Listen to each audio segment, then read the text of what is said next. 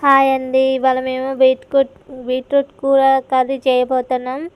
బీట్రూట్ని first కడిగి ఇలా దాని మీద పెచ్చులు తీసేసి ఇట్లా తురుముకోవాలండి. తురుముకున్నాక ఎండు కొబ్బరి కూడా కొంచెం తీసుకొని అలా తురుముకోవాలండి. ఇట్లా తురుముకున్నాక దీన్ని పక్కన పెట్టుకోవాలండి. ఫస్ట్ కళాయి పెట్టుకొని దాంట్లో తాలింపు వేయాలండి. ఇది చాలా హెల్త్కి చాలా మంచిదండి. తాలింపులో నూనె, తాలింపు గింజలు, కరివేపాకు వేసి కొంచెం వేగాక పచ్చిమిర్చి అవి కొంచెం వేగాక ఈ బీట్రూట్కి వేసేసి మొత్తం ఉప్పు కారం వేయాలండి. కొంచెం చిటికెడు పసుపు. చాలా బాగుంటుందండి. వేడివేడి అన్నంలో బీట్రూట్ కర్రీ చాలా బాగుంటుంది. ఇది హెల్త్కి మంచిది, బ్లడ్ పడిద్ది, చాలా చాలా మంచిదండి. ఇది డైరెక్ట్గా తినలేము కదండి.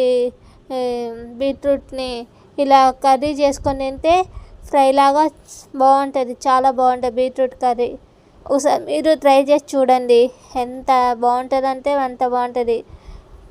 బాయ్ అండి.